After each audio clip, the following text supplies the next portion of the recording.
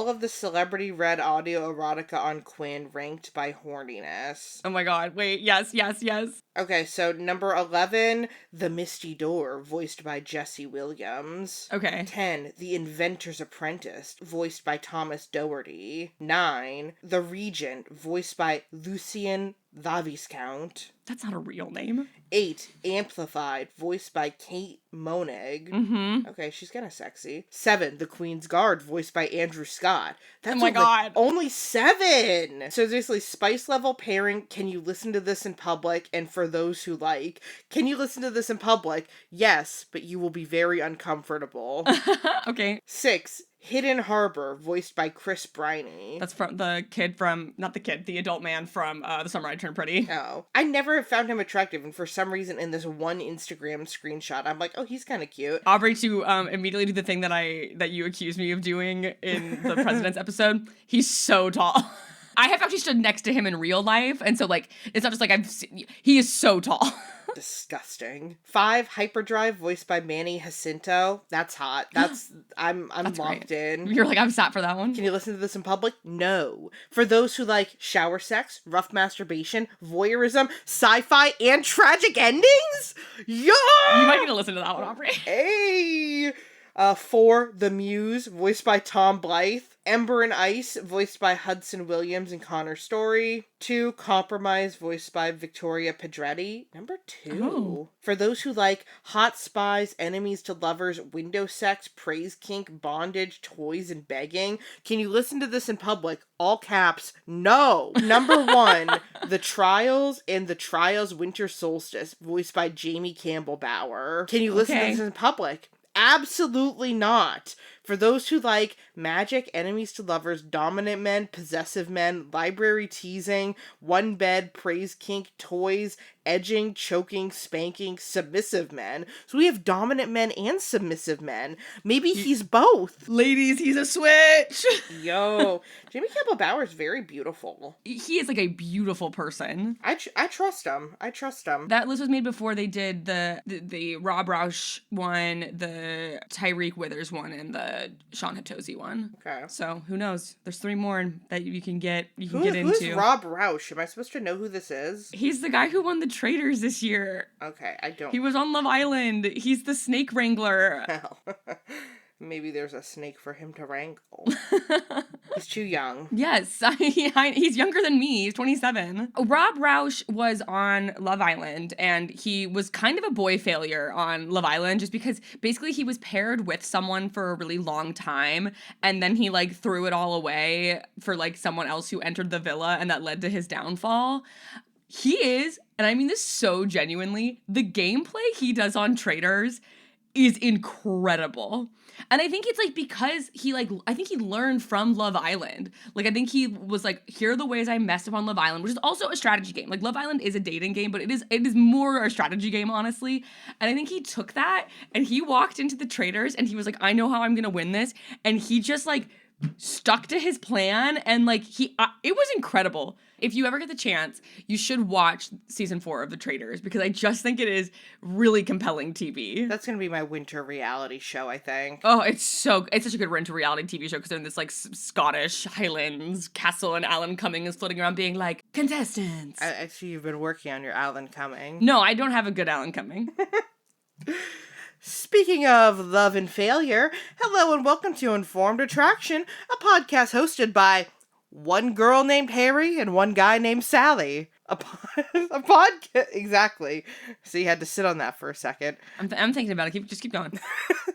A podcast about how sometimes the reason why men don't have good rom-coms is the patriarchy. A podcast about how maybe everything that's bad in the world is actually just patriarchy. I'm Dr. Aubrey Hoffer. I'm Mackenna Goodrich. I think you're a girl named Harry and I am a boy named Sally. Okay. Does that make sense to you? Yeah. Okay. So this is a possibly part of a multi-part series, possibly a one-off. I think probably a multi-part because I'd like to do a second part where we talk about when Harry met Sally with a little bit more depth because that's the best rom-com of all time. I got into this series because I was interested in this question of the concept of the rom-com slash chick flick, and then what is the male equivalent. There are a few what I would consider classic rom-coms that do have male protagonists. The main one I'm thinking of is Maid of Honor, which stars Patrick Dempsey. But then it kind of got me thinking, like, well, like, the 40-Year-Old Virgin, Knocked Up, like, those are essentially rom-coms. If you're going, Yeah, I agree. Yeah, if you're going, like, beat for beat with, like, what is by definition a rom-com, but the tones of those movies are so different. And it got me thinking about, like, the classic When Harry Met Sally kind of question of, like, what do women want? What do men want? How do we meet in the middle? And because this is a podcast where we're interested in how the media takes these messages and themes that we have in broader culture and make them into something that is sellable, like, what does this mean when we think about the scope of rom-coms?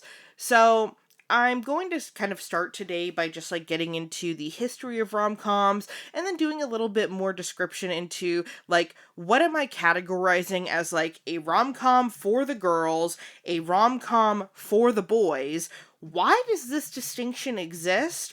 And then what are some movies that I think actually do a good job of bridging this gap and actually appealing to everyone? Because the thing that I've noticed is that a lot of men are like, oh, I hate chick flicks, but, I like the 40-Year-Old Virgin. And it's like, I don't think that it's bad to not like rom-coms and then like the 40-Year-Old Virgin, but to deny that that is also a rom-com is a little bit strange to me.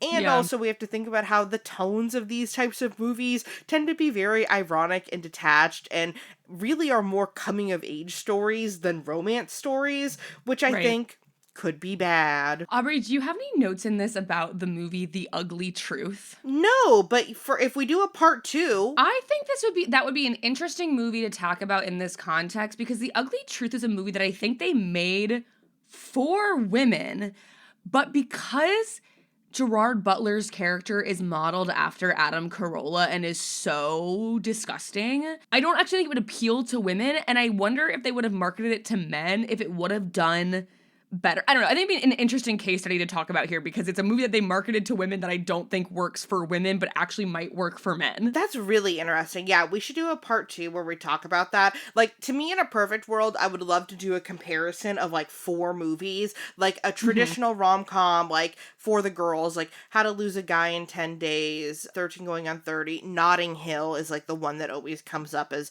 people give as, like, that's the for the girls movie. And then, like, a Forgetting Sarah Marshall, Knocked Up, 40-Year-Old Virgin, then like a bridge movie of When Harry Met Sally, and then also this kind of like when the marketing goes wrong. I also think like Hitch is probably for boys in a way too. Hitch is also for boys. I will say my husband really likes Hitch, and when I watched it, I was expecting it to be more in the vein of kind of the gross out stuff that I think that a lot of it is. And I think that it is on the spectrum of like When Harry Met Sally to Knocked Up. I think that Hitch is more in the middle, leaning slightly more toward When Harry Met Sally, but like 65%. Like it's definitely not like really there. I also really like Hitch because is the love interest in it, is it Eva Mendes? Yes. Yeah, I think that that's really interesting. I read a little bit about that for the research for this, actually, because basically they were very careful in who they selected as the female lead in that, because basically Will Smith was like, if we have it be a black woman, then it's a like black movie. If we have it be a white woman, then racist people in the US won't like it. So we need to have it be a Latina woman, because that is going to be socially acceptable for most people. And I think that that is also a fascinating concept, is like the race of it all, because rom-coms are generally white movies, and then there are some exceptions that are typically like Black movies, and you just don't typically see a rom-com that is a multiracial couple unless that's like the point of the story. Yeah. I remember watching Hitch. I watched it I think last summer or 2 summers ago on like a roof. There's like a roof in New York that like plays movies. And I remember having this thought of like things I would do to sort of like reorganize it. Cause there's like she has like a gay friend in it, I think, who I was like, oh, this character like needs to come back in this way. Like, anyways, there was like I had like a whole thing about it that I wish I could remember the ins and outs of. And if I rewatched, I'm sure I would remember like my exact criticism of like how I would redo. But it was one of those movies where I was like, wow, I like this so much. And also there's like 3 things that if you reorganized it, I think it would be perfect. Mm-hmm. Unfortunately, if we did watch Hitch ever for the podcast, we would have to endure Michael Rappaport. Yeah. Yeah. One thing I wanted to do before we get into the history of the rom-com is I have the Wikipedia for list of romantic comedy films. That's allegedly Wikipedia every romantic comedy film ever. And I just think it's interesting to kind of scroll through by decade, mostly because like I've heard a lot of people say, oh, like rom-coms don't really exist anymore. And I feel like that's kind of true because when I go through the 2020s list, like I think that the recent release You, Me, and Tuscany is like a classic rom-com, but then pretty much everything else on the list, even the Anne Hathaway one, The Idea of You, that's like basically based on the Harry Styles fanfic, I don't get the vibe that that's like a comedy. They have Anora on this list. Like, I don't think Anora is a rom-com. The Idea of You, I would say is a comedy. Okay. As I saw it, I would call that one a comedy. Okay. Anora being on that list is unhinged, literally unhinged. Right. So it's like there are some That's just a comedy. Yeah. So I just wanted to like scroll through this for a second and just react to it just because I thought it was interesting. I think there's like some holiday ones on this that I agree with. Like, I think that to me, I'll make this point again later, but I think that the criticism that a lot of people have of like, I hate rom-coms, they're really talking more about like Hallmark or 4TV movies than they are theatrical releases. Fascinating. I mean, okay, I guess The Apartment is a rom-com. She just fully wants to kill herself in The Apartment. So I always think it's funny that people are like, classic rom-com The Apartment where she actively tries to kill herself. Guess Who's Coming to Dinner? Hey. Love that movie. Great movie. 2010s, I think that there were I think The Kissing Booth is like a 2010s rom-com. Yeah. Sorry, I'm like deep in the 70s right now. Hey, that's okay. Grease 2. Prizzy's Honor. What is it a rom-com? It's like a gangster movie. I wouldn't even, I mean, yes, it is a rom-com. It's a movie that is both a satire of rom-coms and a satire of like gangster movies.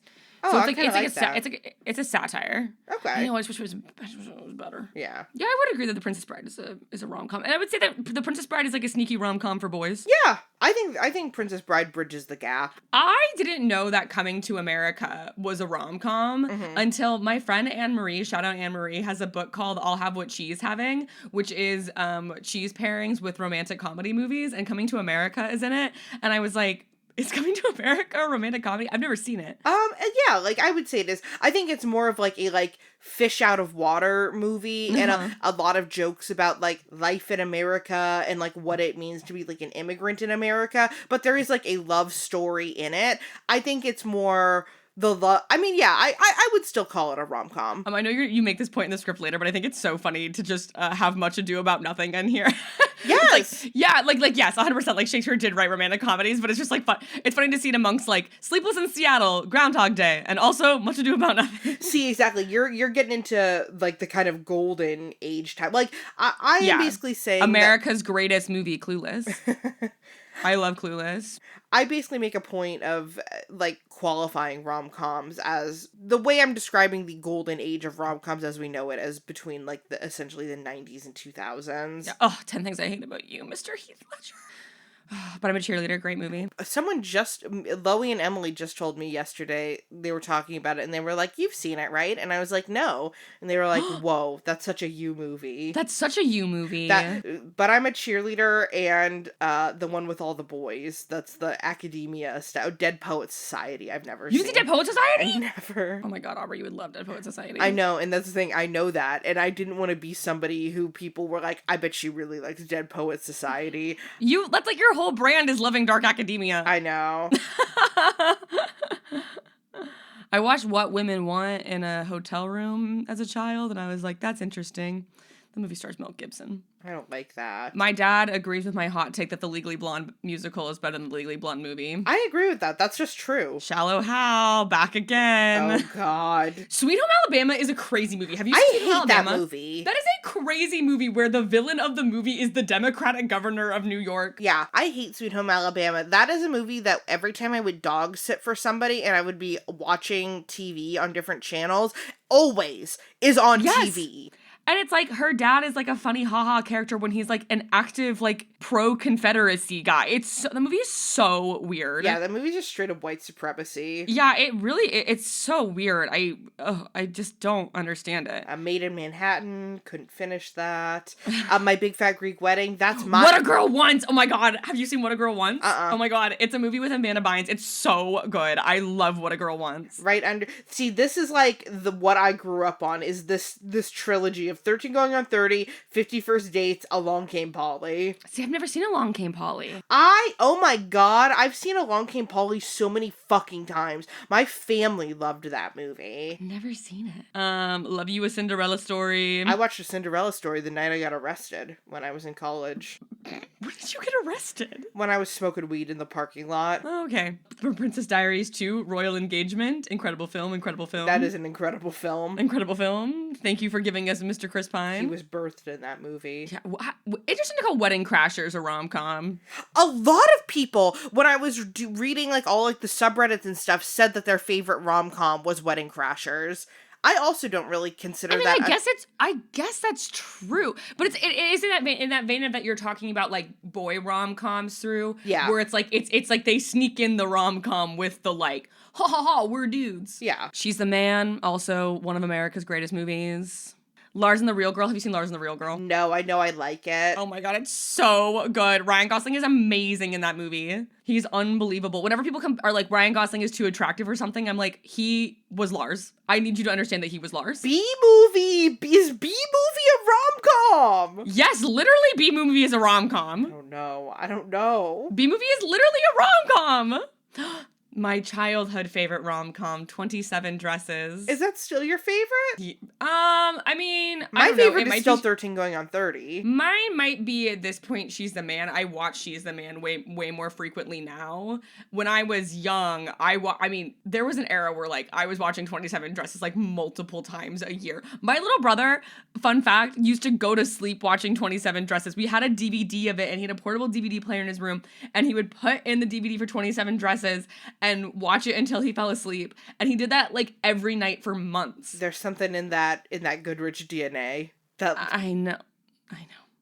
Oh my god, James Marsden in that movie though. Oh my god, so sexy. Well, I feel like also, so I have a little hypothesis that like the love interest in your favorite childhood rom-com did set you up for life. And every time I watch 13 Going on 30, I'm like, the hipster artistic man. And James Marsden, the man who's lying to her for most of the movie. Nick and Nora's Infinite Playlist. Who's like, I hate weddings. I hate romance. I don't believe in love.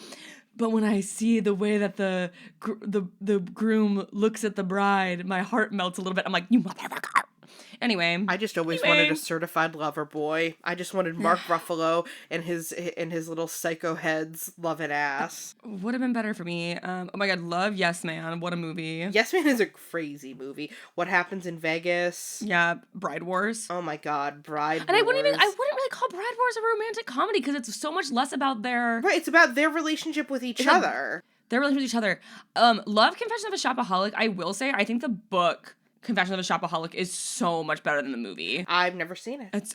It's Hugh Dancy and Isla Fisher, and it's quite good. Did you hear about the Morgans with Hugh Grant and Sarah Jessica Parker, where they're a metropolitan couple who then has to go into the country? Oh, I have not seen that. It's really bad. Oh boy. Eating Out 3, All You Can Eat, third installment of the Eating Out series. Ghost of Girlfriends Past, which is... Oh my god, Ghost of Girlfriends Past. Unwatchable. Oh. I thought it was fun. Yeah, let me get into 2010s and you can...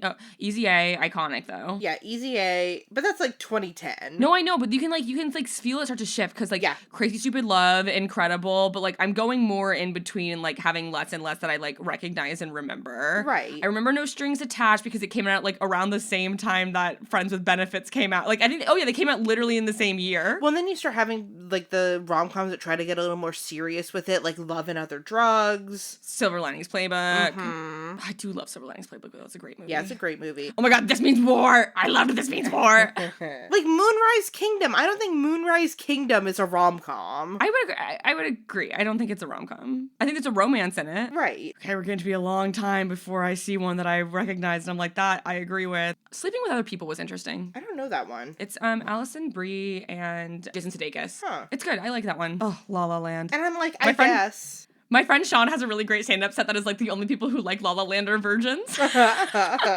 I'm like, hey, shut the fuck up. Like Phantom Thread. Phantom Thread's not a rom-com. No, that's crazy. That's literally crazy for it to be. Okay, Crazy Rich Asians, I think, is like a, past 10 years true rom-com. Absolutely. Yeah. Kissing Booth, yeah. We talked about that one. To All the Boys I've Loved Before. I loved that movie. Me too. To be honest. Me too. I thought the girl from that, what is it, Lana Condor. I thought she was going to be like the next big thing. Yeah, I don't know why she's not. She's great. Yeah. Okay, now we're into the 2020s. Ooh, we're really getting bleak. Right. Like Palm Springs. It's like a lot of it are remakes of or like sequels to movies that we've had before. Fire Island, I would say, is a true rom-com. Yeah. Tall Girl 2? There's a second Tall Girl has hit Netflix? Poor Things is not a rom-com, and it's crazy for it to be on this list. That's insane. It's sort of like any movie where people are dating is on this list. No, exactly. So I'm like, that's not what a rom-com means. No. I guess the drama is just like, it's such a black comedy that I have a hard time, but like, it's like a romantic black comedy. It's so dark. I guess. I don't know that I really consider it a like... No, but if you, like, you can't really keep it in the same category as Yumi and Tuscany. You know what I mean? Like, right. The distance between the drama and Yumi and Tuscany is vast. Yeah. Yeah. Interesting. Yeah. So... that's what I wanted to react to first. So, I want to get into the history of the rom-com. So, What is that, Aubrey? What is that movie with Sydney Sweeney and Glenn Powell in it? And crazy, that wasn't even on the list. Is it not on here? No, I just don't know what it is. Anyone But You. Okay, is that on here? Because I feel like I didn't see it. Oh, no, it is. Okay. Because he's in that one that I actually think that he is extremely compelling in that movie. I don't think Sydney Sweeney is. I think he is incredibly compelling in the movie. I think he is really good in a rom-com. Similarly, I didn't love Hitman, but he is really compelling in Hitman. I thought he's very fun in Hitman. I really liked him in that movie. You are compelled by him. I am. I think I'm actually only compelled by him when he's being like a silly little weirdo. Yeah, I like a silly little weirdo. I think he is to me like it's in the same way that like Ryan Gosling is more compelling when he's being a silly little weirdo. Yeah. Like I think like one of the best roles Ryan Gosling has ever played is in the one with Steve Carell, Crazy Stupid Love. Oh, I hated that movie. I love that movie. See, that's a movie that I will watch over and over and over again. I love that movie. Yeah, once they do like the plot twist and it's like, and Emma Stone is his daughter the whole time. Oh, the plot twist is stupid and insane, but like I don't know. I think it's like such a fun. I think it's the relationship between Ryan Gosling and Steve Carell in that movie is so funny, and then also the romance between Ryan Gosling and Emma Stone I find so compelling. I think that they do have good chemistry together. Yeah. Yeah. They have I literally think that Davey and Jazeel watched that movie and went, I'm putting them in La La Land. Yeah. So a romantic comedy, otherwise called a rom-com or derogatorily referred to as a chick flick, is defined as a movie or play that deals with love in a light, humorous way. Again, that's why I feel like Poor Things doesn't make sense as a rom-com. Yeah. So when we look back at the early formula that found its way to the screen, we first look at the creator of all things, William Shakespeare. Plays like Much Ado About Nothing and A Midsummer Night's Dream gave the basic setup of early and many modern romantic comedies. Two people meet, there's a conflict in their way, then they reunite, and they live happily ever after. That is the formula of rom-coms that has existed for hundreds of years. And when people are like, I don't like rom-coms because they're formulaic, that's just like a narrative. Like, that's like being like, the hero's journey is formulaic. It's like, yeah, that's like that's just what a plot is. Yes, I mean, I do see the criticism in sometimes where it's just like that to me was, it's so funny to say this because Anyone But You is fully based off Much Ado About Nothing, but I think that sometimes we do get into the vein of like, and then they don't like each other and they're blah blah blah and they're and then something happens and they realize they actually love each other, blah blah. I think that there is like I can understand a little bit more where that criticism comes from specifically with rom-coms, because I have experienced watching a rom-com where it feels like the same movie as another movie beat for beat, but they just changed what the two people's jobs are. Yeah. I read an interesting article in this where it was this woman in like the mid 2010s, and she was trying to make the argument that she thinks that rom-coms have like a built-in misogyny because she took like every rom-com she could think of and she listed what the woman's job was and what the man's job was, and then she highlighted who had like a job that had more positions of power, and it was like the majority of the list, it was the man who had a job that was like a greater position of power. But then some people were commenting and they're like, okay, but like you're saying that like a woman who owns a flower shop is in a lesser position of power than like guy who is a journalist. And it's like, yeah, like a little iffy. I do think she's honest though, because I think that's the reason they made the movie The Proposal. Yeah. Because like that, the part of the comedy of the proposal is the subversion of that trope. Yeah. Yeah. I think it's interesting. I think, I mean, it wasn't the most sound methodology, but I do think that there was a little bit of there. My huge criticism of the movie You've Got Mail is I think Tom Hanks is a fucking villain in that movie. I've never seen You've Got Mail. Okay, so the plot of You've Got Mail is that he is like the boy inheritor of like Fox Books. You can think of it as like Barnes and Noble, basically. And then Meg Ryan's character like owns like I think it's like a kids bookstore. She owns like an independent kids bookstore, I think. Or it might just be like a regular bookstore, but like for the first time we see it, they're doing like a kids event. I can't remember exactly. And basically like he is sent there to like close her bookstore and like bring it in and acquire it into Fox Books. And I think by the end of the movie, if I remember correctly, he like successfully gets her store closed. Yeah, evil. It's like there's a rom-com that I love called Working Girl, and the premise is that this woman pretends to be her boss while her boss is on vacation, and then she falls in love with Harrison Ford, and the whole like basically she does a really good job pretending to be her boss, and the business does really well. And then like the end is that she basically gets like her own cubicle, and she's like, yes, I'm moving up in the world. And it's just crazy because it's a movie that I love, but it is ultimately kind of like a like be a girl boss. What movie is this? A Working Girl. Oh, okay. Which I really like. I'd love to talk about it at some point because I think it is like such a fascinating movie. Harrison Ford is the love interest who I love that we've all agreed that we all find Harrison Ford sexy when like he has a like charisma about him, but no like real charm with women. Oh, interesting. Like he's just so gruff with women in movies. Oh yeah, I mean I guess I've never seen. I mean really I've like seen Harrison Ford in Indiana Jones and Star Wars. I feel like and Blade Runner. Yeah, and honestly, it's like kind of similar vibe in Working Girl, where he's like he's also just like a business guy, but he's just like. He's had enough of her when he just met her. They loved to cast that type. That was one of the funniest parts about watching Made in Manhattan, where I was like, okay, Voldemort. Yeah. So identifying the first true rom-com is kind of tough. I'm talking about rom-com films. Two movies that came out in 1924 follow the basic premise that I laid out before. There's the movie Sherlock Jr., which stars silent film star Buster Keaton, and Girl Shy.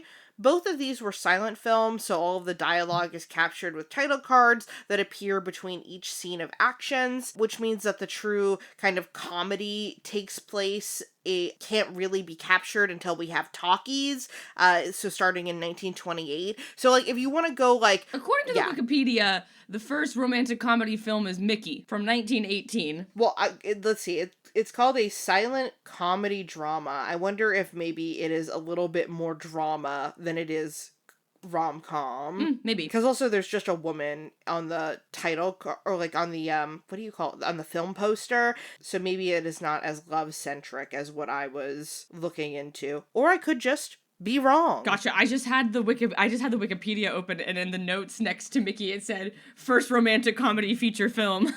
Let's see, Mickey is an adult orphan who's been raised since girlhood in poverty by an unsuccessful miner and his housekeeper. She's the free-spirited, uncultured daughter of the miner's deceased wife. Finally to marry her dedicated true lover, a handsome young mining engineer played by Wheeler Oakman, a real name. Sure. Anyway, so maybe it's Mickey. Alright, so maybe the first rom-com that would be a silent film would be Mickey in 1918. But who the fuck's to say? Who's to say? Certainly not me. An early form of rom-com is what's called a comedy of manners. So this is actually similar to the plot of Mickey, and this is basically where a rich person finds love with a non-rich person, because, brothers, it has always been about the dream of ascending into the upper class. Of securing the bag. Yeah. Great example of this is It Happened One Night from 1934. In It Happened One Night, a wealthy woman runs away, and she takes up with a handsome out-of-work newspaper reporter played by Clark Gable who needs a story. It Happened One Night won 5 Oscars, so Best Picture, Director, Actor, Actress, and Screenplay. So basically, this was really popular with Great Depression era audiences because it had this message of, like, money doesn't buy everything, and it was really hopeful for people of the time when they were, like, poor as shit. Although, so I keep hearing people say that the economy now is actually worse than it was during the Great Depression, and I want someone to actually tell me if that's true or if that's propaganda. I feel like it's something that, like, probably feels good to say, but I feel like can't actually be true. Like, people in the Great Depression were, like, living in, like, Hoover huts. I have a degree in theater. And that's on God. I can text Norman and ask him, what's the question? Is the economy right now actually worse than it was during the Great Depression? I'll report back. All right. The next sort of era of rom-com is the premise of screwball comedies. The phrase screwball comedy comes from baseball. So pitchers threw screwballs, which are balls that move in unexpected ways. So screwball comedies are films that move in unexpected directions. So these movies are usually identified by slapstick scenes and fast-paced, witty dialogue. Some of the ones that come up are like Katharine Hepburn in Bringing Up Baby from 1938 and The Philadelphia Story from 1940. Typically, screwball comedies are interesting because the woman is the protagonist and the hero of the story. So in the most of the examples that I'm talking about before, it's usually a, like, male-centric story, whereas in screwball comedies, you start to see the focus turn more toward the woman of the story. Like, it's her story, she's driving it. Yeah. And then, starting in the 1950s and up until, I think, probably the early to mid-70s, we have, well, not even, but I would say from the 1950s until fucking now, or fairly recently, yesterday, we have the sex comedy. So, these are movies that are focused on the difference between men and women. I would say sex comedies, I think, tapered off. Yeah. In the 20... No. I think we've gotten a lot less gender. Like The Ugly Truth, that's a sex comedy. But, like, I think we've gotten, like... Crazy Stupid Love is a sex comedy. I would agree, too. But I would say that they sort of tapered off at the end of the 2010s. Yeah. Yeah. So these are movies that focus on the differences between men and women, and the conflict is usually a man and a woman are professional rivals or rivals in some way, and they're pitted against each other in a fierce competition, but eventually sparks fly. Classic Battle of the Sexes comedies include the Katharine Hepburn and Spencer Tracy classic Desk Set from 1957, the Rock Hudson and Doris Day hit Lover Come Back from 1961, and also the very on-the-nose movie Battle of the Sexes from 1960. These also, I would say, may I say, does that make Anchorman a sex comedy? I think so. I have had kind of the plot of Anchorman. This is the third time I've had somebody reference Anchorman to me in the past 7 days. A movie that I have not seen. Oh my god, Aubrey! We should watch Anchorman when I'm in Louisville. It's a crazy movie. I'm not the biggest Will Ferrell fan. Will it be a movie that makes me actually feel like I think Will Ferrell is funny? I think it will give you an appreciation for his character work. Okay. It is peak, like, I think Will Ferrell is the funniest when he is, like, deep in, like, a character, and I think Ron Burgundy is a good example of that. I love Will Ferrell when he's giving us nothing, which is him not giving us nothing, but when he is incredibly peeled back. I just watched the movie Stranger Than Fiction. I was gonna literally bring up Stranger Than Fiction. I fucking love that movie. So that was, like, one of the first movies that I remember, like, loving and blew my mind as a child. I think now that I'm older and I've seen, like, The Truman Show, right, it doesn't have the same effect on me. But when I rewatched it, I was really pleasantly surprised by how much I loved Will Ferrell's characterization, because he's so toned down in that and so much snarkier, and I really just enjoyed it. Yeah, is that a rom-com? I feel like that's a rom-com. I don't know, because I feel like the relationship between him and the writer isn't really romantic. No, he's with Maggie Gyllenhaal. She's the baker. Yeah, but I don't know. I guess because what I think what the point of that movie is it's more about the, like, existential crisis of am I real or not. But I feel like part of it is, like, if you're in a tragedy, you'll die. If you're in a comedy, you'll get married. Oh, sure. To me, like, the more, like, strictly rom-com version of Stranger Than Fiction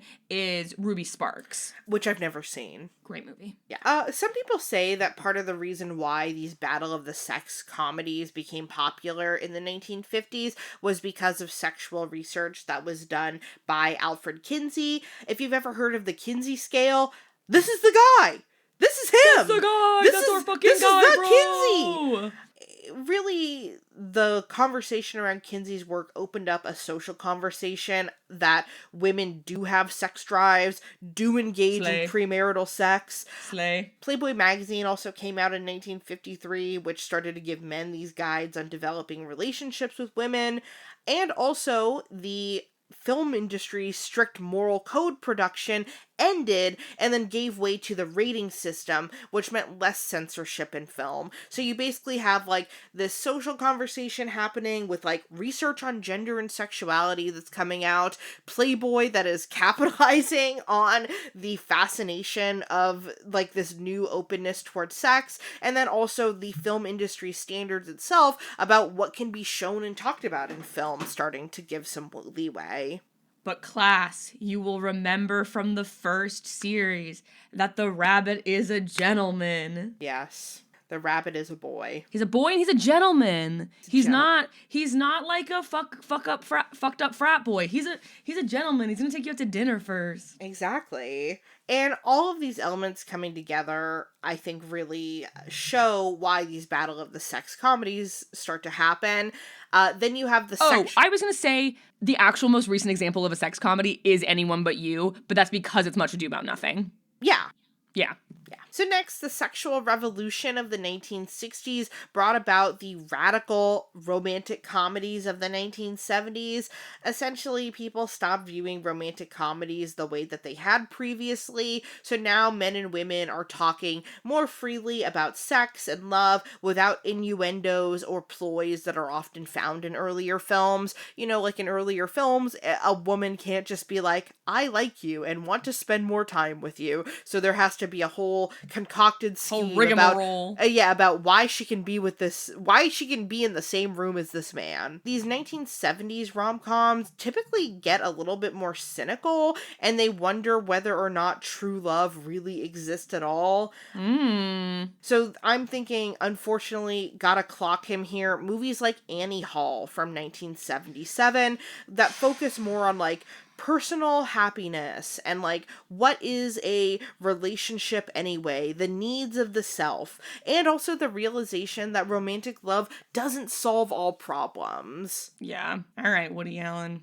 All right. And I also do think that this is where we have a lot more men making movies like these. Right. So it's a little bit less about falling in love and a little bit more of like... Well, I feel like most of the early ones had to have also been made by men because they didn't let women direct movies. Oh yeah, you're right. I mean, there were. I'm being glib. There were female writer and directors forever, especially like. But I think also like I mean less like created by men and more created for men, because yes, I think totally, that these totally. I think these early rom-coms, like, they were still very much like women fantasies, and they wanted women to come to the movie theater to watch them. Whereas like Woody Allen, I think, is a movie that like Woody Allen has never thought about a woman as a real person, so. No, never. They just exist for whatever he wants them to be in that moment. And for more about that, you can watch that horrible movie that he made with Stanley Tucci in it that I had to watch, called Deconstructing Harry. Yeah. For more on that, endure Deconstructing Harry. Yeah. Unfortunately, Midnight in Paris, fantastic It's a gorgeous, movie. Gorgeous movie. Unfortunately, everybody gets one. Woody Allen's one for me is Midnight in Paris, which is a amazing movie. With Mr. Owen Wilson. With Owen Wilson, who I always have sympathy for, because when I was a kid, the first time I ever saw Owen Wilson in a movie, my mom was like, he tried to kill himself. And I was like, really? And I was like, why? And she was like, he's very sad. And so now... And so now every time I see Owen Wilson, I just feel this like empathy for him. Oh, okay. So yeah, and then we land in the era of the neo-traditional romantic comedy. These are films that are the opposite of the radical romantic comedy because they focus on compatibility and they de-emphasize differences between the sexes. In these movies, love is supposed to be transparent. There's compromises on both of the sides to make a relationship work. Often there are self-referential moments that nod to the romantic comedies of years past. In the movie Sleepless in Seattle in 1993, there's a conversation in that movie that is about the movie An Affair to Remember from 1957. So it's like self-referentially being like, life isn't like the movies, it's hard, and then you're in a rom-com still. Yeah. So yeah, the era of the romantic comedy that I'm really referring to is, I'm gonna say, like, the 20-year period from 1990 to 2010. Wait. Have you seen An Affair to Remember? Okay. An Affair to Remember is a crazy movie. It is a movie wherein, like, it's like a regular rom-com for the whole beginning. And you're like, okay, it's a rom-com from the 60s or what have you.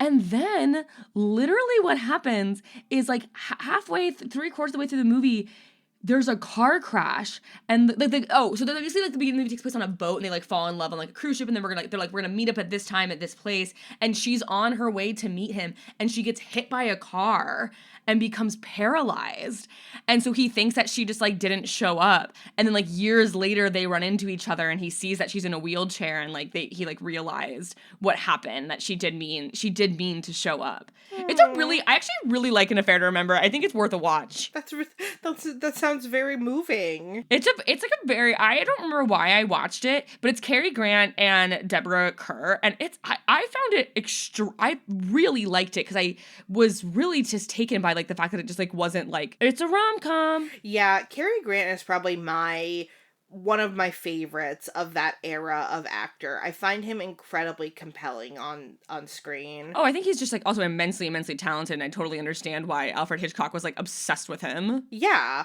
I think he is very cool. Yeah. He also kind of has, like, a Mr. Rogers thing going on, you know what I mean? Well, also, like, he is, like, bisexual, right? Yes. Yeah. Yes. I think he's, like, maybe a gay man who had to date women, but doesn't he also kind of have hella kids? I mean, not saying you can't be gay and have kids, but I just wouldn't think you'd have so many. I think you can. Oh no, he just has one. All right, he could be a gay man with a daughter. He's had hella wives, but that, you know. I really think if my husband dies, I would love to get into being somebody's beard. Yeah, I mean, he lived with, oh god, who did Cary Grant? Cary Grant lived with a man for, like, more than a decade, and everyone was like, Randolph Scott. He lived with Randolph Scott, who was, like, a Western guy, so he super would not be good for him to be, you know, queer. And they were roommates. They were roommates for 12 years. So the era of the romantic comedy, as I'm describing it, is films that were made between 1990 and 2010, when rom-coms ate up the box office profits and really dominated our culture in a really big way. Can I say, there's an interesting coinciding with, like, women in the workplace, women really starting to be able to have their own money. Mm-hmm. Like, I think I think there is a really interesting, like, okay, so women were allowed to have credit cards in 1974, right? Mm-hmm. Okay, go with me here. Women were allowed to have credit cards in 1974 in their own name.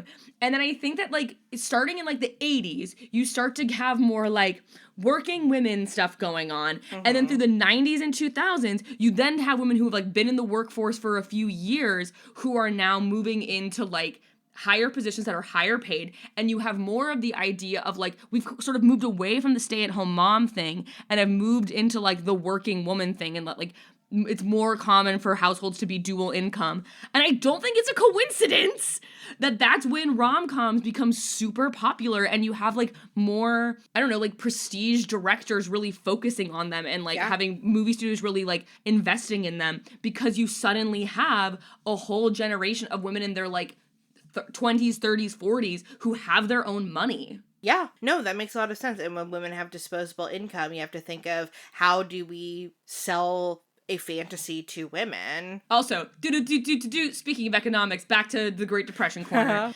Norman's answer is, unless someone is picking one isolated metric, then my guess is no.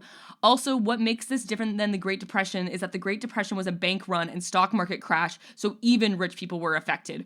Right now, there's more inequality, so the stock market is high, but there's inflation for things like food and gas, and there's high unemployment. You'd have to check numbers for an exact answer, but this is my hunch based off what I've heard people say online right now. Great. And Norman has a degree in economics. Fantastic. Yeah, we weren't just deferring to a man. We were not just deferring to a man, we were deferring to a man with a degree in economics.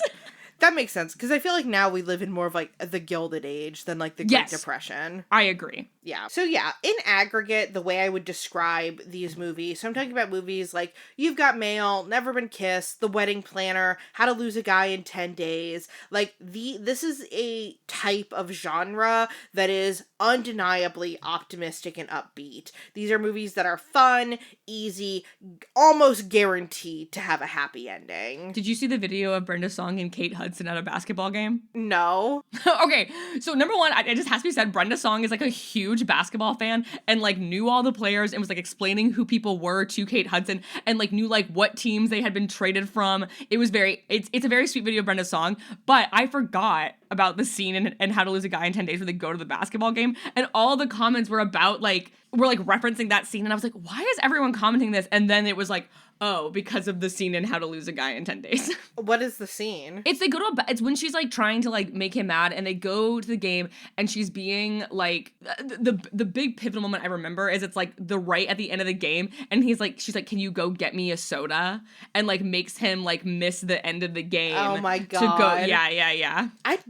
That's the thing, that movie, the only thing I remember from it is the yellow dress she wears. Yeah, I don't remember very much from that movie, but I do remember, like, that piece of the basketball scene. So these are also movies that are basically required to cast a woman in the lead role. Basically, to me, part of the messaging that I think that these movies give is that you can have it all. You can have the career you want, you can have great friends, you can have a fantastic, unrealistic apartment, and you can also find true love. Yeah. That's, to me, the fantasy that the rom-coms that I'm talking about are selling. Yes. And I don't think there's anything wrong to, like, indulge in that fantasy and understand that, like, it's a fantasy. Like, it's you usually cannot have it all at once. I think it's playing on, similar to what we were talking about with the women suddenly having money conversation. I think it was playing on the anxiety of like, I'm a woman who's working, and in order to build a career, and you find that so many women in these movies are ones who have, like, up until the events of the film, put their career first, haven't really been dating, things like that. And I think that, like, and that gets into some, like, the formulaicness of it all, is because, like, just, like, the ways that they would sort of be, like, trying to appeal to what women were anxious about at any given time throughout our history. But, like, I think that is why that is the fantasy that they're selling, is because that was, like, an anxiety that women were having from the perspective of, like, oh, if I'm gonna try to have a career, I don't know that I can have everything else. Yeah. So I want to get into the distinction that I find between movies of this genre that I think are for the girls versus for the boys, or in quotes, for everyone. Like, I feel because I feel like a movie like Knocked Up gets marketed as, oh, it's a movie for everyone, and it's like, no, it's for the boys. I think Knocked Up got pretty distinctly marketed as being for dudes. Okay. So typically in these movies that I think are more for the girls, I think that they have a more emotional perspective that's centered on the female main character. Romance is the main plot point, and the male love interest is somebody who is in some way idealized or aspirational for what a viewer would want in a romantic partner. So examples of this include How to Lose a Guy in 10 Days, 13 Going on 30, or Notting Hill. And as I started doing research on, like, these kind of girl-centered rom-coms, it reminded me of the stereotype that men hate rom-coms. And so I wanted to get into a little bit of, like, why don't men like rom-coms? That's something I've kind of heard my whole life, and I've never really thought much about, like, why is that? Because men hate women. Yeah.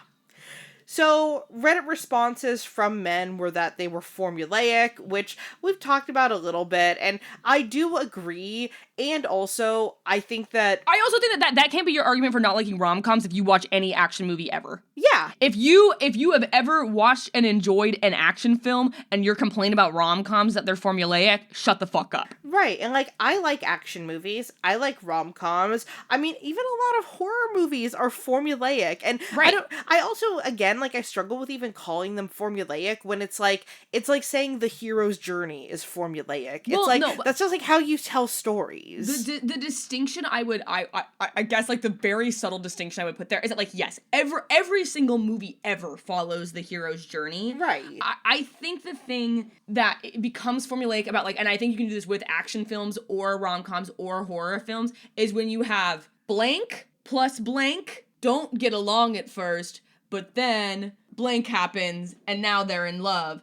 And I think with action films, you can do, like, blank secret organization is fighting against blank threat, and thus they have to do blank.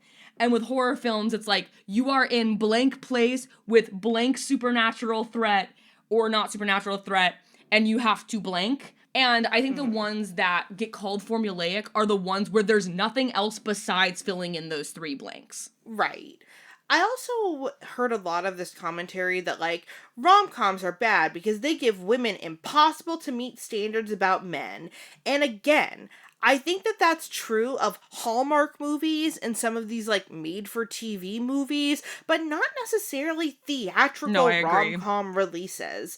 Like, I kept seeing this point people would make of, like, in rom-coms, the guy always says and does the right thing. But to me, like, every rom-com that we've talked about that has a theatrical release is, like, predicated on people who are bad at communicating their wants and needs. Like, yeah, I would say a lot of the men in rom-coms are kind of, like a lot of it is, like I would say a formulaic thing that frequently happens, like not even formulaic, a trope that happens a lot in rom-coms is, like, the douchebag guy who, like, Grinch grows a heart upon falling in love with this woman. So, like, oftentimes the guy in a rom-com sort of sucks at first. Yeah. Yeah, and I feel like that, yeah, because I really couldn't think of an example of a rom-com where the guy just always says and does the right thing. Like, I honestly, mean, that's literally what Women Once is playing on. yeah. Is the idea of like a guy who can say and do all the right things because he can literally read women's minds,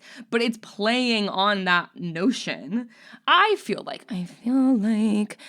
that perhaps where that comes from, speaking of like the douchebag guys who will be better, like, I think that a lot of things that we see in rom-coms with men is there is some level of like self-improvement and realization with the male characters. And so I can see a world in which if like that is a thing that you don't like as a dude who sort of sucks because you're like, well, I don't want to get better. They do not want to Bleacher's Jack Antonoff. I want to get better. They do not.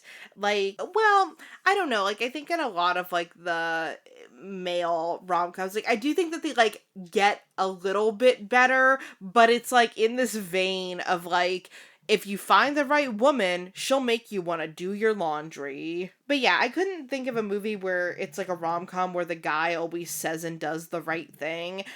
Like, the only one I can really think of is, like, My Little Blorbo, 13 Going on 30, where I think Mark Ruffalo's character, like, says and does a lot of, like, nice, cool things, but I don't know, I think he's, like, kind of, like, a perfect romantic lead in that movie, and, like, the conflict of it is that she didn't pick him, and he moved on with his life. Yeah. I also think, it's weirdly enough, it's like, I think it's like, for me, it's like, it has set me more up to fail as a young woman because it's I often fall into the trope of like guy who isn't very nice to me and me being like, but maybe it'll change, because that happens so much in rom-coms. Right, because I think a lot of rom-coms, it's like, okay, we are conflicting people, and then we just get into a situation where we get to know each other a little bit more, and then our walls come down, and then we become more effective at communicating with each other. Right. I have several Reddit posts that are just incel alert. So I will share these with you, and we will read them and then laugh at how dumb men are. So I also want to say, recently, I saw this not tweet, I think it was a skeet. It may have been a post on Instagram. I saw something on the internet that was like two couples were at dinner, and one of them was talking about a little bit of a trigger warning here, the like rape academy thing that was going around on the internet for a while. What is this? This was like basically like an online class community to like teach men how to abuse women, and it was like there was shocking amount of men involved in it. And like these two couples were talking about it at a dinner, and the guy was like basically said something that's like, it feels like you're like painting men with like a broad brush here, and like it isn't, doing not all men. And the husband of the other couple was like, well, the thing is it's like, it's not that it's all men, but it is that you don't know which man it's going to be.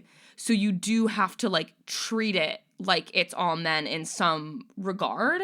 And I think that, I'll just say, when me and Aubrey are like, how dumb men are, like, obviously we're only talking about some men here. We're talking about these incels.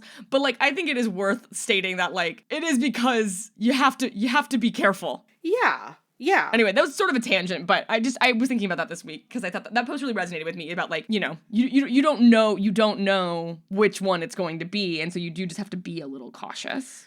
Well, yeah. I mean, I just think it's common sense, like especially if you're like meeting a stranger who you've never met before from a dating app. Yeah. They could harm you. Exactly. Like that, and that's not like sexist to think that. I wish I had saved the post too, because he made a comparison to something else, and it was like, not like something that is like something that might hurt. It was like another thing that might hurt you, and you don't know which one it's going to be, and so you just need to be like avoiding all of it. I don't know. It was really interesting, and it was a way I hadn't thought about it before. And if I find it again, I will. Mackenna from the past will be back. Mackenna from the future will be here to explain what the fuck I'm actually talking about. All right. Anyway, Reddit posts. Do you want to read the one I've called Incel Alert, or there's one that's like Otaku Alert? I'll read Incel Alert. Okay, read Incel Alert.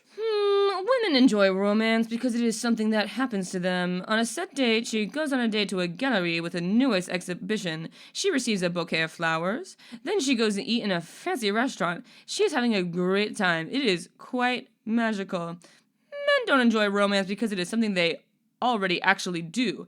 A guy plans a date, pays for the gallery tickets, buys flowers, reserves the seat in the restaurant, pays for the food, and throughout all of this is doing everything in his power to make sure she is having a good time and won't trade him for someone else. Brother, are you not having a good time? Why are you doing it if you're not having a good time? There is no magic. Additionally, all romance is written shot for women as a target audience. It is in romance books, movies, a plain Jane with nothing special about her becomes the object of interest for a good guy, bad boy, and a rich guy, and oh god, how will she ever decide? And even without love triangles, once again, it's always about how men have to fight for her love, for her attention, they have to win her. It's all about her. First of all, do you think that this guy has ever bought a woman flowers, bought tickets to an art gallery, and then made reservations at a fancy restaurant? Probably not. Yeah. It's just There's a chance. This could be like a really bitter divorced guy. Brother, I think that if you're doing all of that for a woman consistently, there's something going on in your relationship. Well, also it's like, I don't know, like, I just don't think... It just negates the existence of lover boys. Like, there are boys who like taking their girlfriends out on dates because they like to do that. And it's like, it's not... I don't know. I totally see the argument that like dates are often about like a man taking a woman out, and that is rooted in misogyny and all of this stuff. But also, my friend Jessie Jo makes this point a lot too, which is like there is often more at like risk for a woman in going out on a date with a man, and that's sort of like the trade-off there is like, oh, sorry, you have to pay for dinner, you might murder me. and I don't know, I think that there is some truth in that. But I also just think it's like, I mean, I don't think you have to like buy dinner as like I don't know, sure, I don't know, I've never had a man buy me dinner on a first date because I just don't really roll like that. Yeah. And I think that if you don't want to buy a woman dinner, find a woman who doesn't expect you to buy her dinner. Right. I guess I should say that, like, I'm saying Jesse's point in kind of a glib way, but, like, I think it's just more that, like, if the worst thing about dating as a man is that you have to pay for dinner, that is not the worst thing about dating as a woman. Well, right. Like, because for women, there's a question of, like, my safety and things like that. And, like, yeah. I think that is an important point. And it comes back to the thing that you said at the top of the episode about, like, the patriarchy. It's like, the thing that the patriarchy imposes on men in a dating sphere is this, like, unequal economic thing, and sometimes, like, an unequal planning thing. Whereas, like, the thing that the patriarchy imposes on women in dating is much more dangerous. Right. And the thing that really kind of, not surprised me, but the thing that I really took out of this response on Reddit too was basically just this viewing this interaction with a woman on a date as purely transactional, right? Yeah. Where it's like men have to do X, Y, and Z, and a woman just gets taken care of. And like, I can understand the like, oh, I want someone to take care of me, but I just find somebody who wants to take care of you then. I don't know. It just really screams like somebody who has not interacted with a lot of women, because like I can understand if you've only ever been on 2 dates how you would feel about this, or if you've never been on any dates at all. But I just feel like if you spend a lot of time interacting with women, you would realize that like most women, number one, don't expect you to bring them flowers, buy them tickets, and buy their dinner.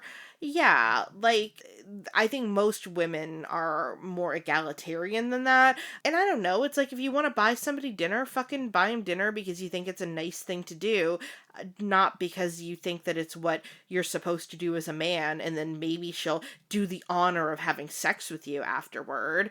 But yeah, it's like this idea that like women go on dates and this magical experience that comes at the expense of men, and then for men there's no magic for them. And then there's a secondary point that is just like incel shit of and then all romance stuff is for women, and it's just a boring ugly woman and men fight over her and they just fantasize about men fighting over them. And it's like, I think that like it's also all steeped in this notion that like women have so much more choice when it comes to dating. It's the whole thing of like a woman can go out and have sex with any man that she wants, and it's not going to be that hard for her because blah blah blah. And it's like, I don't know, not to get too into like the Mackenna psychology weeds, but like I'm a relatively good looking person, and I've had a really difficult time dating, and have run into a lot of times where like men I am interested in are not interested in me, and that like it's been like a frequent thing throughout my entire life at every stage of my life.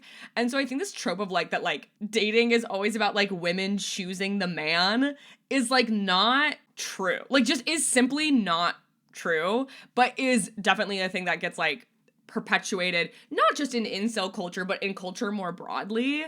And I just think it's like we have to disentangle this notion that like dating is just so much easier for women. Well, it's the idea that if a woman can't find a partner, she needs to lower her standards. But if a man can't find a partner, he needs to rise up. Yeah. And it's like, sometimes it's just hard. Sometimes it's just a disconnect. Well, right. Sometimes you just have not, terrible like, chemistry. Sometimes there's something inherently wrong with you that no one will ever be able to pinpoint or describe, and you're just going to be alone forever, not to speak to anyone's personal anxieties or anything. False. And that's the thing. Sometimes you just meet somebody and it works out, and then you get married to them and you're happy. And it's not like... to speak to anyone's personal life experience or anything. Well, and that's the thing. It's like, I didn't find a husband who I love a lot and, like, think he is the, like, love of my life and makes me so happy because I just picked him off the street and had a whole pick of options. I mean, like, I dated, but I wasn't... There wasn't, like that's the thing, like, when me and my husband met, it's like, he worked at the mall, had a ton of credit card debt, and didn't have a college degree, but he was in a band, and he could skateboard, and I thought that was pretty neat. So, I don't know, I didn't need him to be the cream of the crop, and in turn, like, I don't know, he didn't need to purchase You were also like a grad student at the time, weren't you? Living at home still? Well, yeah, like, I hadn't even started grad school yet. I had finished my undergrad, and then I had an 8-month gap until I started grad school. So I was just hanging out. Yeah. So on this topic of media, there was another Reddit commenter who talked about why men don't like rom-coms, but the same men will then like anime, like romantic anime. Want to know why romance is popular among weebs, i.e. people obsessed with anime, manga, and video games? Because in them, a girl usually also does something for a guy, like cooking for him, or dressing like he likes, or hell, being the chaser, the one who initiates. Or another type of story where multiple women like an average Joe just because he is, without him having to go through trials to win them over. Basically, if you want Western-made romance to be more popular among men, stop making Hallmark movies about how it is okay for her to cheat on her fiancé with a new fling because fiancé told her idea of vegan crayons won't take off once, and start making stories where a girl also has to do some heavy lifting. Okay. Everyone hated that. You're right. That doesn't exist in any Western media. That's just like not a thing that exists in any Western media. It doesn't. You're right. You're so right. Like, and once again, I'm like, I don't think you guys have ever really watched rom-coms, because I feel like in most rom-coms that are centered on women, part of the point is for women that they learn that they have to make compromises in their relationship. I actually feel like that is the main plot point of 13 Going on 30, How to Lose a Guy in 10 Days, 27 Dresses, and so many more. Yeah, the whole plot of Notting Hill is that, like, he's like a guy who owns a bookstore, and she's a famous American actress. So he's like a normal guy who a beautiful actress falls in love with. Okay, also I have to say this whole thing about like an average Joe and have like multiple women chasing him.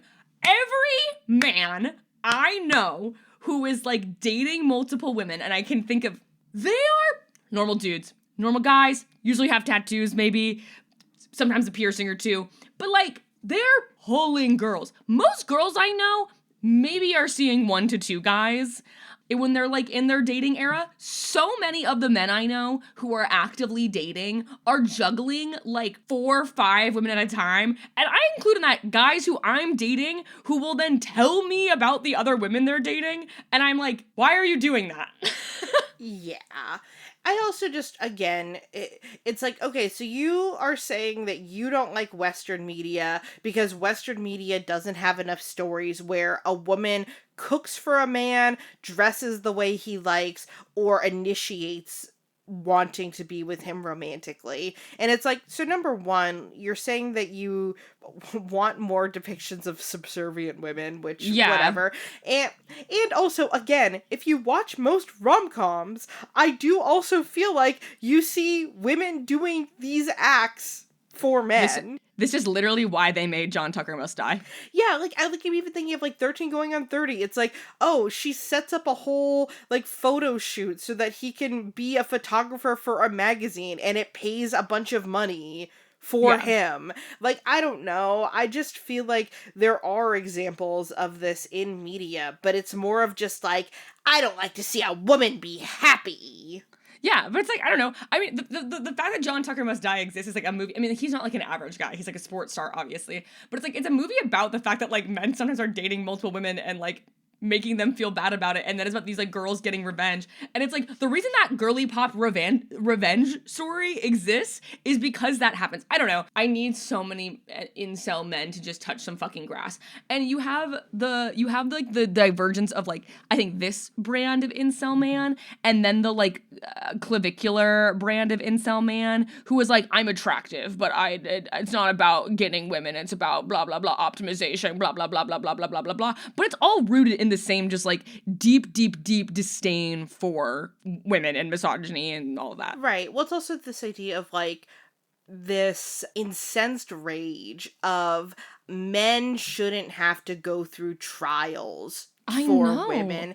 And it's like dating and romance isn't something that you should be viewing as a trial you have to over. Like, I must cut into myself to carve out the flesh to find a woman who loves me. And it's like, brother, just like, that's the thing. It's like, if you are just like a fucking nerd who likes anime, go to your local fucking hobby store and go see the girls who are up and down those aisles. And that's the thing. Is it gonna be a girl who looks like a fucking supermodel?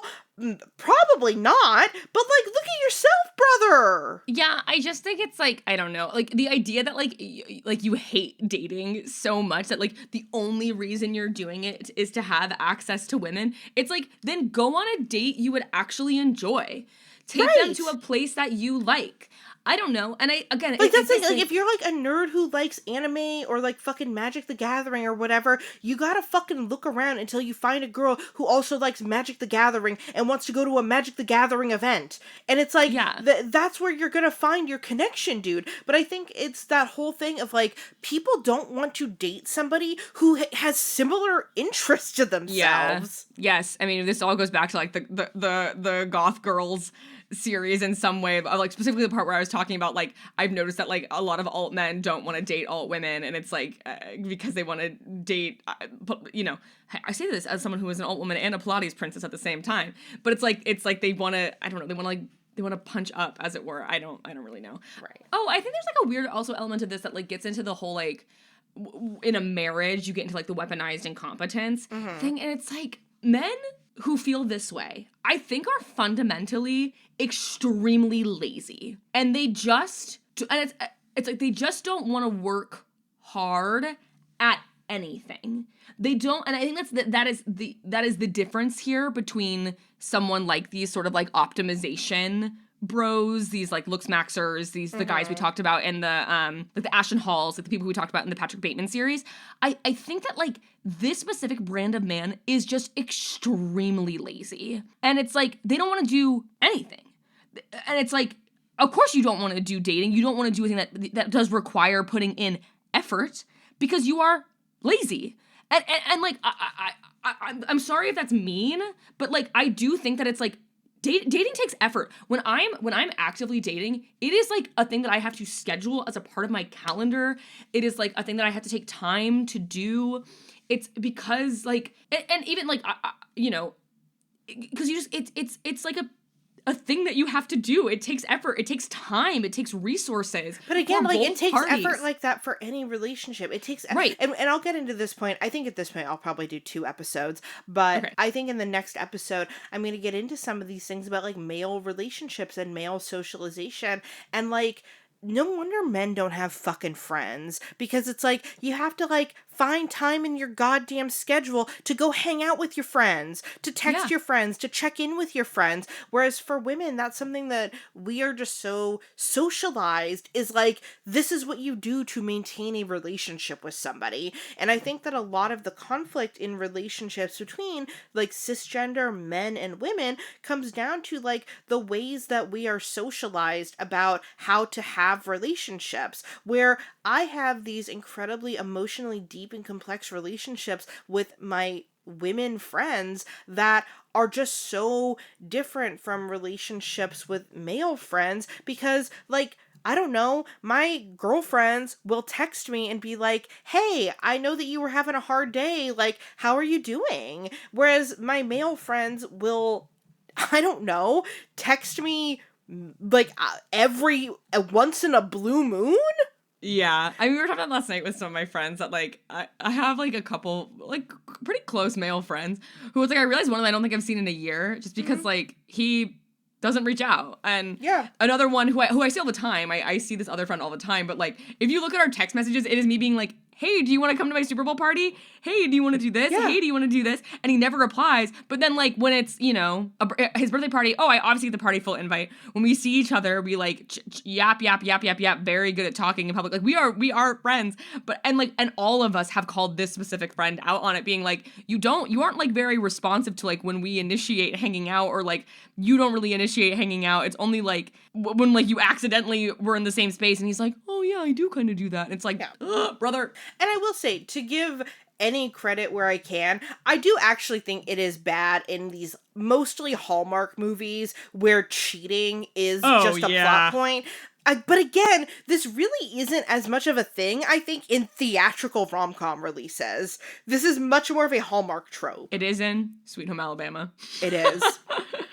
Well, I feel like, to me, Sweet Home Alabama is, like, the proto-Hallmark movie. I agree. Sweet Home Alabama feels much more like a Hallmark movie that has had a really big budget. Yeah, like, I think Sweet Home Alabama just feels like I feel like the Hallmark movies were, like, they saw the template of Sweet Home Alabama and basically said, yeah, we can do this. I'm becoming hyper aware of how much I say like, and it is fucking me up, because I hear myself say it and then I can't. It's not already said. Bad. I think that the whole thing about using filler words is a sexist trope to demean women. And we can say and like as much as we want. Damn right, I support it. But yeah, so I just included these because I saw these reactions on Reddit, and they're just so fueled by, to me, what is a lack of understanding of, I don't know, just the fact that it's like, I want to see stories where a girl also has to do some heavy lifting.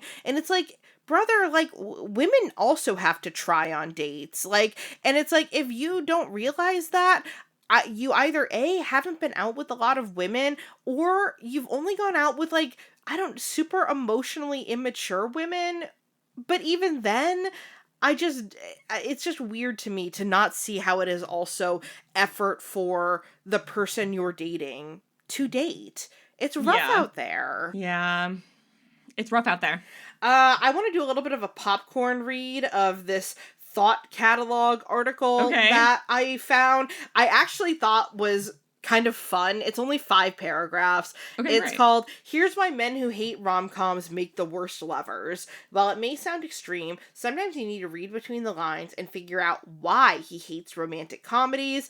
This is by Trisha Bartle, and I thought that it was fun. So, do you want to read the first paragraph, or do you want me to read the first paragraph? I can read the first one. Okay, so the other tagline is, should you be dating him, or should you wait for your true Act 2 love interest? He says they're unrealistic. You suggest your favorite romantic comedy, the one that gives you butterflies every time you see it, the one that shows you the kind of love you hope you find in your life, but he thinks they're unrealistic. He enumerates the ways in which the love you find on screen is unlike what you experience in real life, as if his movies on the pinnacles of reality, as if car chases and elaborate bank robberies are what real life is all about. But maybe it isn't that the rom-coms are unrealistic. Maybe he just doesn't want to experience the kind of love that happens within those 90 minutes. Maybe he's incapable of the love that you see on screen. If he won't watch 27 Dresses with Me or She's the Man, he is not for me. He thinks romantic comedies are for women. He's a man's man, he'll tell you. He likes boosted trucks and noisy engines, brews with the boys, fishing in the early morning when there's still dew clinging to the side of his boat. You suggest a romantic comedy and he bristles. He cares too much about what the guys might say. They'll see him as less of a man, so he won't watch them. They're for girls, he says. Don't believe him. Gender is a construct, and that includes gendered films. He thinks you're watching them wrong. He worries that you'll take the rom-com seriously, that you'll expect too much of him. He'll think that you won't accept a quiet love, that your affinity for romantic comedies means you'll require grand gesture after grand gesture anytime you have the smallest of fights.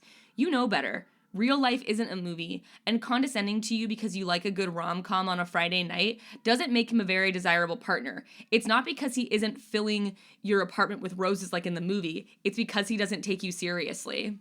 His masculinity is toxic. The romance genre is wide and varied. There's something for everyone in this film category. From male-centered emotional journeys of About Time or Say Anything, to the silly romps of 13 Going on 30 or House Bunny, there's something for everyone. And yet, he's written off the entire genre, no exceptions.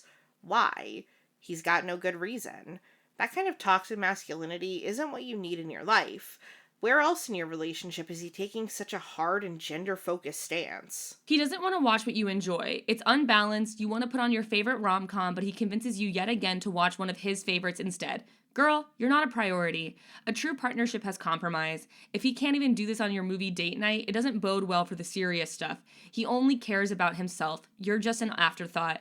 He's not the leading man. He's the guy you get over before you find the one. I just feel like, to me, this is the polar opposite of the Reddit post that we were just reading.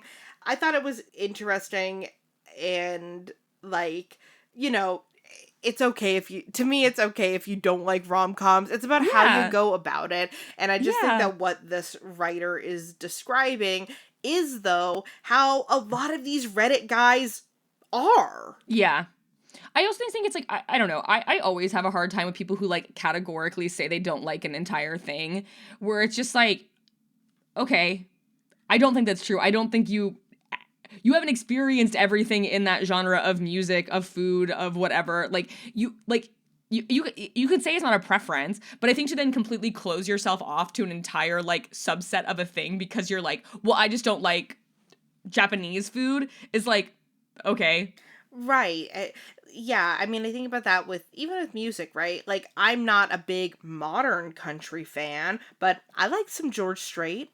I can get down to some classic country. And, like, even that, like, there are modern country artists who are making music that, like, sounds like, older, like, I think, like, Coulter Wall. Mm-hmm. And it's like, I get that all the time where people are like, I don't like country music. And I'm like, have you listened to Coulter Wall? And so I think that, like, I don't know. Anyway, I just think that anyone who categorically writes off an entire thing, I find to be a little narrow-minded. Well, right. And it's just like, why are you writing this off? Because you don't want to be associated with someone who likes country music, which, sure, makes sense. Because a lot of people who like the, and I love my truck type music fucking suck. Yeah. And I don't know, you also kind of suck if you don't realize that the origins of country are working class people singing about how they hate the corporations and government that constantly restrict them. So, like, we also need to step down from our pedestals and find solidarity with people. And I just feel like that is also embodied within this, where if you're like, I hate rom-coms, it's like, okay, you haven't seen every rom-com. Yeah. And then it's like, well, now it's going to be funny, because now that we have the Wikipedia list, I'm going to start being like, you like Poor Things? Right. You like Anora? You like rom-coms, bitch? Hey, according to Wikipedia, everything is a rom-com. Everything is a rom-com if you try hard enough. Yeah. If anyone even gazes lustfully at another person, that's a rom-com. Yes. So, what would be the most inappropriate thing that, by that definition, we could call a rom-com? The Pianist rom-com. I was gonna say that movie that I watched, the Stanley Tucci series, Monkey Shines, where the monkey is like kind of sexually obsessed with the guy. Rom-com, she loves him. So yeah, that's all I've got for this episode. In the next one, I'm going to talk about the male-dominated POV rom-coms. So we're going to talk about movies like Wedding Crashers, Forgetting Sarah Marshall, and 40-Year-Old Virgin. And then talk about why is there this tonal distinction between the movies we've been talking about today and the movies that we're talking about next time? And then also, what does it look like when a rom-com actually is for everyone? So, yeah. Do you have any other questions about the girly pop? I know we didn't even really get into like the girly pop rom-coms as much as I thought I was going to, but I feel like for the most part, our audience, they know what a girly pop rom-com is. Well, Aubrey, what are your favorite girly pop rom-coms? I'm 13 going on 30 is always going to be my number one. I've loved it my entire life. I do actually really like Maid of Honor. I think that's my husband's favorite because he is a certified lover boy. And that is a rom-com that has all of the rom-com tropes, but it's just a boy instead. And that's very fun. There is a wonderful parody of rom-coms called They Came Together with Amy Poehler and Paul Rudd. Yeah. Oh my God, I love that movie. There are so many jokes in it that make me laugh, and I feel like 15 people in the world have seen it. I do think I love Maid of Honor. I do need some men to take a step back with Maid of Honor. Hey, here's the thing. Here's the thing, guys. Sometimes your girl best friend just doesn't like you, and that's okay. And that's okay. Sometimes your girl best friend just wants to be your friend. The staunch perspective of this podcast is that men and women can be friends if everyone is normal style about it. Yeah, well, I also think the point of Maid of Honor was that she was into him, but she didn't think he was ever going to be available, so she moved on. And then he was like, oh my God, I always thought she was going to be my back burner option. And then he was like, oh, I actually need to like prioritize her if I want to be in a relationship with her, which I think is something that happens to men, where they like basically have a woman on the side who they're like, this is the one who I want to settle down with, but I want to first fuck around for a while. See if I can find something better than the person who I have on the hook. I think that How I Met Your Mother was sort of ate it up with they have that whole concept in How I Met Your Mother about having someone who's on your hook. Yeah. And like they talk about, I know that they talk about Lily's guy who like Kip or Skip or something, who's like the one who Lily has on her hook. And it's like, I just think that like people do that. And I have such anxiety about doing it to someone. I'm like, please, no, please. I'm trying to be abundantly clear that I don't actually, that's not what's going on here. Please. I think the best, like, high caliber art, like, rom-com I can think of is Amelie. So the one... Amelie. Amelie, so beautiful, so tender, so lovely, so French. You know I hate What was like the rom-com that was always on TV when you were growing up? Because I swear to God, I have seen the fucking Wedding Planner at my grandma's house more times than maybe any other movie. Oh, I don't know. I mean, Sweet Home Alabama for sure, definitely. Yeah. That was on TV all the time. What is the Wedding Planner? I don't even know what that movie is. Oh my God, it's the one with fucking Jennifer Lopez and Matthew McConaughey, and she's the wedding planner for his wedding. Yes. You know what, honestly, when I was a kid on FX, I feel like on FX when we were like, you know, like 10, 11, 12, Forgetting Sarah Marshall was constantly on TV. I actually like Forgetting Sarah Marshall. I think I do too. Crazy that Russell Brand is just straight up insane. And also, crazy that movie, they were like, you know what? Give him a spin-off. Jonah Hill, what's on your calendar? Get him to the Greek, baby!